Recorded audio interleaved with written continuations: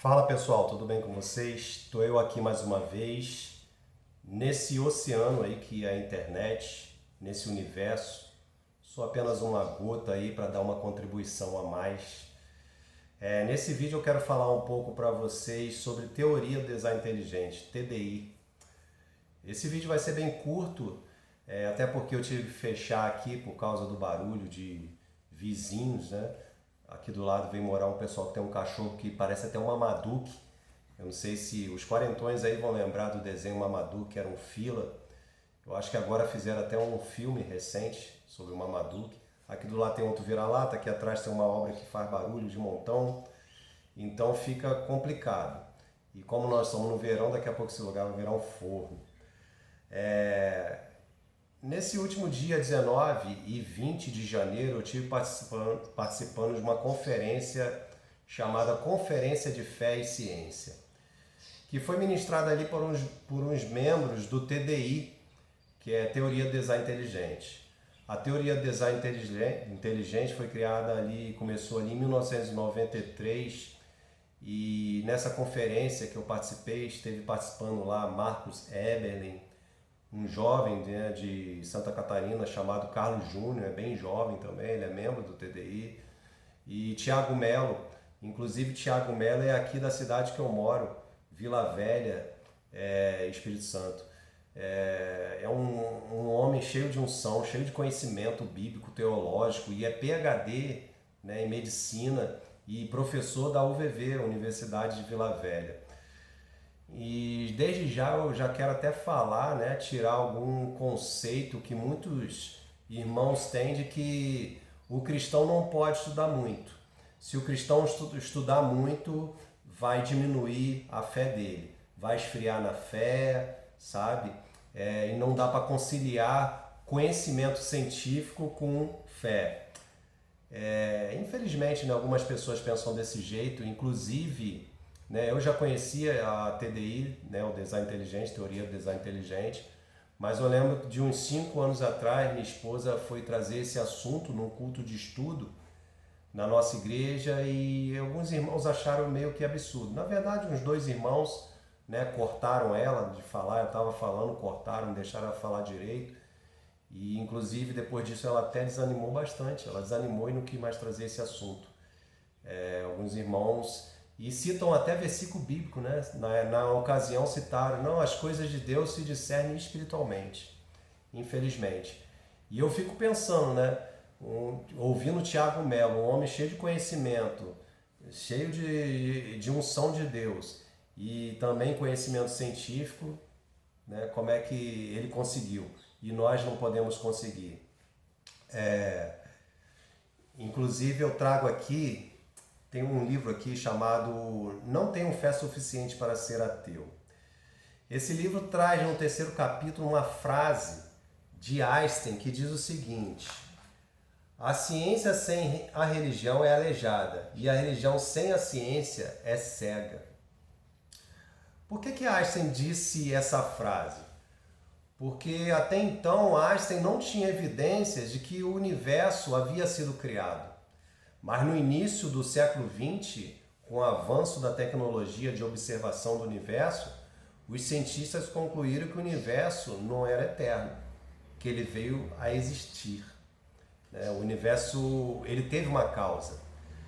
Tudo que veio a existir teve uma causa, inclusive esse livro fala disso, né? Por que Deus não tem uma causa? Porque Deus não veio a existir, ele sempre existiu.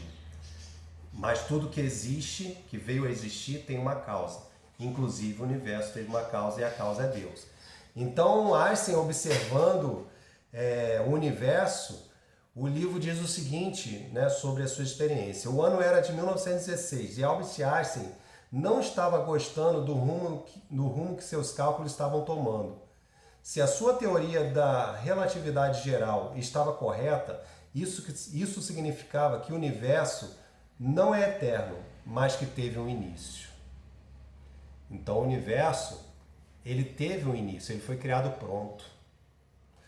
E diz mais o livro aqui, os cálculos de Einstein realmente estavam revelando um início definido de todo o tempo, de toda a matéria, de todo o espaço. isso atacava frontalmente sua crença de que o universo era estático e eterno. O universo, ele não somente passou-se a existir, mas um dia ele vai deixar de existir, segundo as observações de Albert Einstein. O universo está envelhecendo. Nós sabemos que um dia o universo vai deixar de existir, segundo os cientistas. A própria teoria de Einstein fala disso. A segunda lei da termodinâmica diz isso, que o universo está envelhecendo. Então, conforme diz João lá em Apocalipse, eu vi novos céus e nova terra, e o mar já não existe. Então, a própria Bíblia fala disso, que haverá novos céus e nova terra. Então, o universo não somente passou a existir, como um dia ele vai deixar de existir. Isso é interessante. E quando Einstein começa a observar isso aí, a sua mente dá um nó, fica um nó na cabeça de Einstein. E diz mais o seguinte sobre Einstein aqui. Einstein disse mais tarde que sua descoberta foi irritante.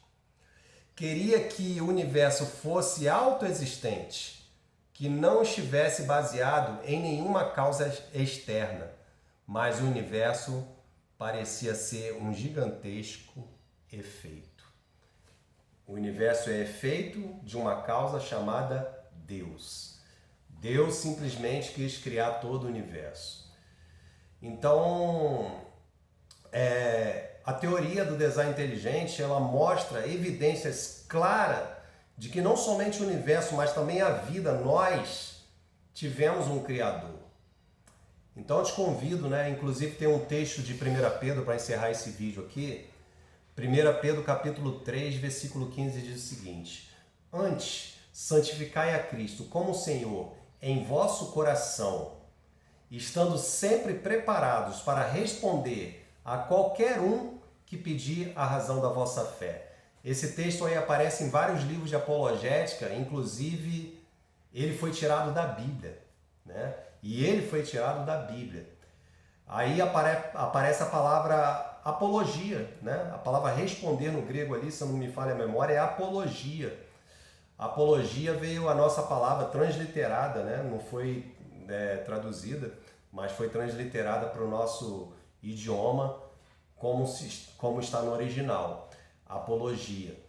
E para estar preparado para responder, você precisa conhecer. Estando sempre preparados para responder, diz o apóstolo Pedro. Você precisa conhecer, você precisa de conhecimento. E às vezes um dos motivos de muitos jovens, de muitas pessoas, ou até da maioria, melhor dizendo, jovens que entram para a universidade e a sua fé se esfria, até mesmo se afastam da presença de Deus, porque preferem não conhecer quando dá os primeiros passos de fé. E quando chega lá dentro da universidade, houve muitas contradições e a sua fé é esfriada, e ali vai e se esfria, se afasta da presença do Senhor. Mas o meu conselho é para você: se aprofunde na presença de Deus, busque a Deus e tenha fé. Amém? Deus abençoe sua vida.